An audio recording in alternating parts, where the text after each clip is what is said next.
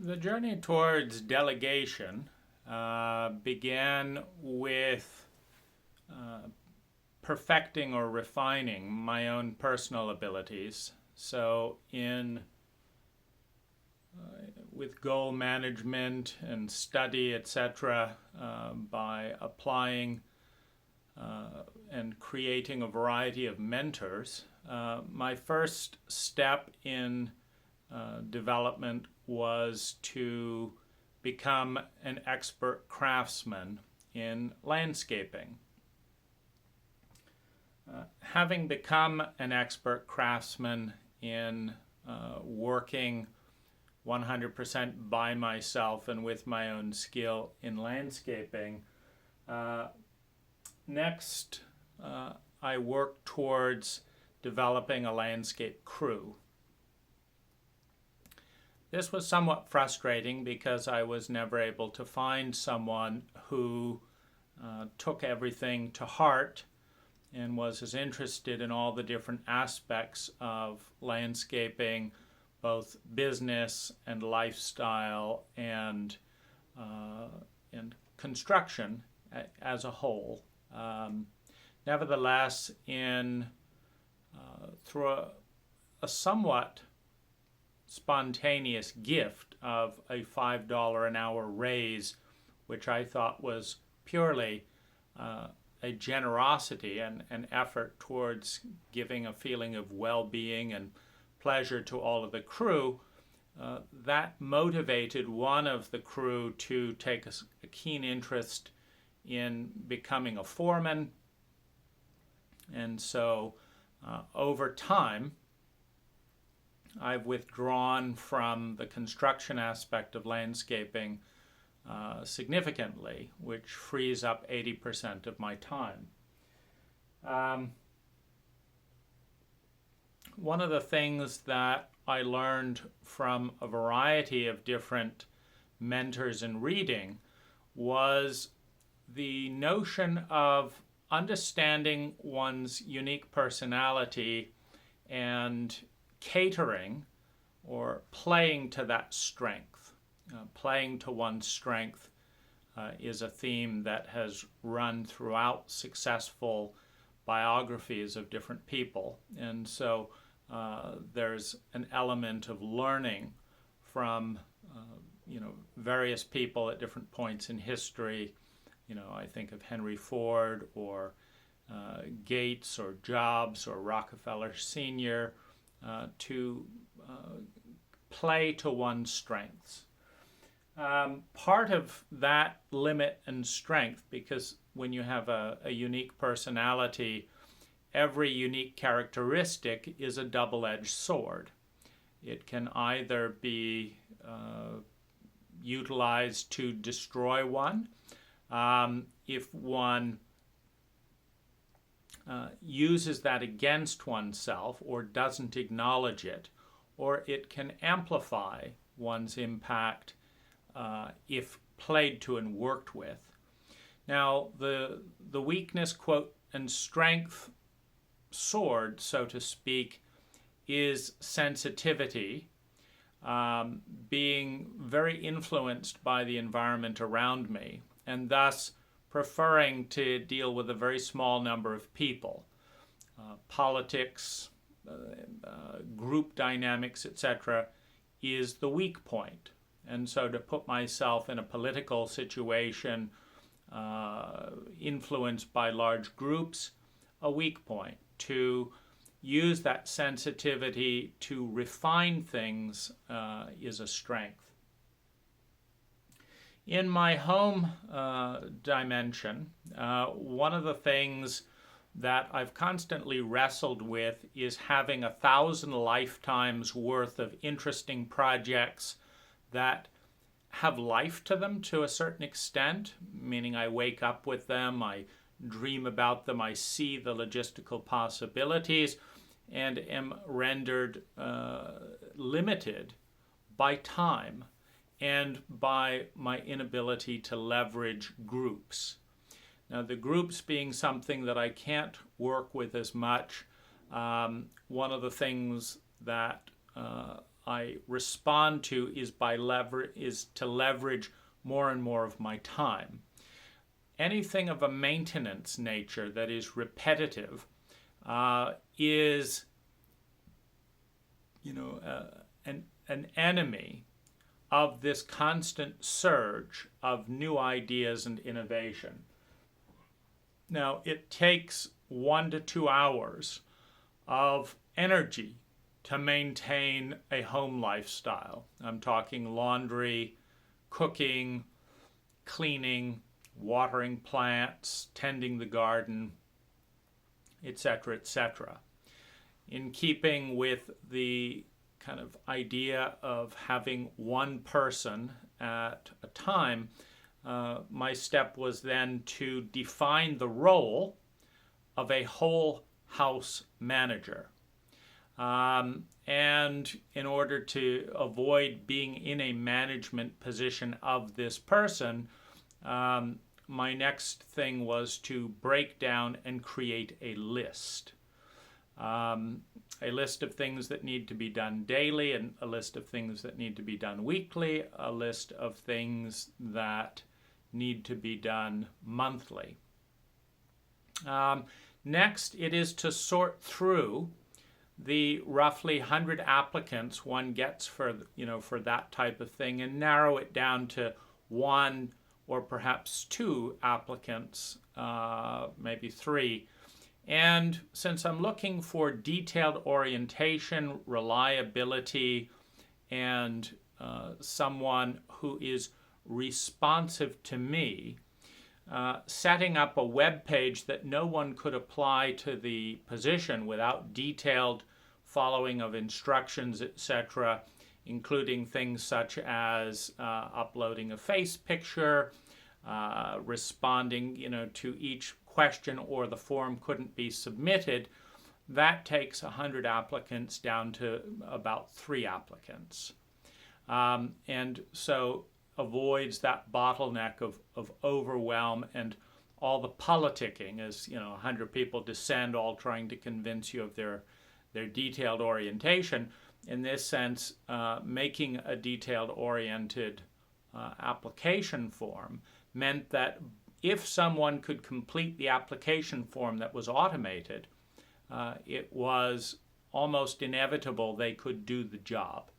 And in doing so, I've had a whole house manager for some years now. That frees up time for creative impulse.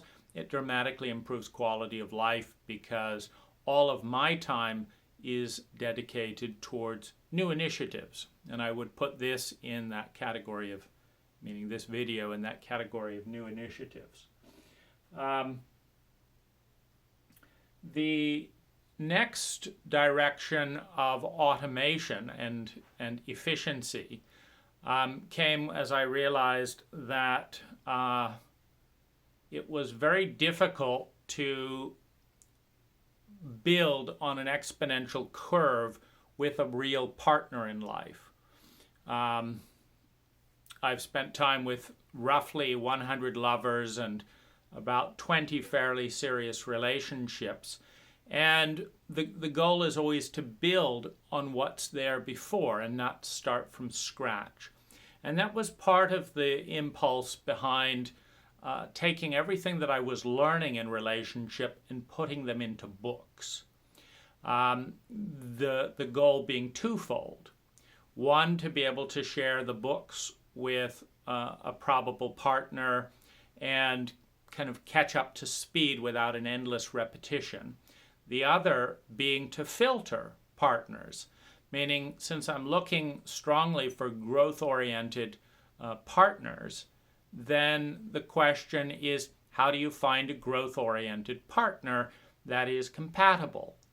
Well, one of the most easy filters is how interested they are in sharing information themselves of a nature similar to what I've talked about, or writing a book. And the other is their interest in reading a book. Because I would be absolutely thrilled if any partner began a relationship by giving me a book that gave great clues to how to release the potential in the relationship. No partner in those 100 lovers ever has given me a book saying, here's how to release that potential. But partners have ranged wildly from zero interest in learning that information from me to being really appreciative and interested in my books. So we have another kind of technology in books.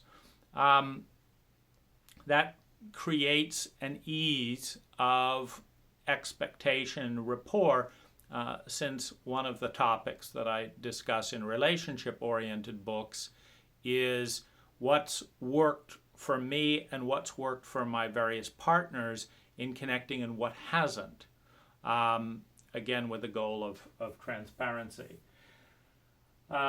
More recently, finding myself with a certain amount of PTSD following the psychedelic dynamic with Peter Sandhill and the various cover-ups and disenfranchisement with the Human Awareness Institute community in an effort to keep, from the facilitators at HIGH to keep the thing secret. One of the things that was important to kind of leverage my state and also be able to unravel as much of the secrets as possible has been to create a series of YouTube videos on a variety of websites, such that I have to tell things one time, and for the next 20 years, those videos can speak for me as accurate representations of where I am and was at various points of time. My virtual assistants was something I learned from Tim Ferriss in the 4-Hour Work Week, just the idea that there could be a virtual assistant. And I again set about the process of training a virtual assistant to do the 3 hours of business-related stuff that would optimize my company, but not bog me down for those 3 hours a day. And so I began for a 2-year period to train him in all of the aspects necessary to run my company and subsequently to manage the nonprofit, basically the legal and paperwork aspects of that, the search engine optimization, the website building, the editing of videos, the editing of books, etc., etc., and a certain amount of graphic art.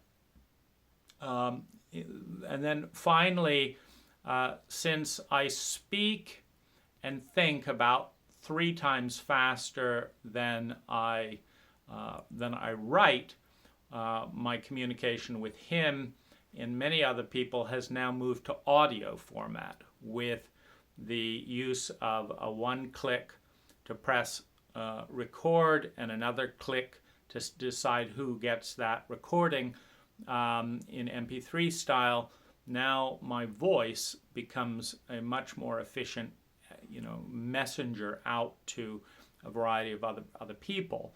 And so by freeing up 2 hours a day in monotonous home routines and freeing up 6 hours a day in crew management and freeing up 3 hours a day in virtual assistant work, my output has been doubled to tripled, while my free time has grown exponentially.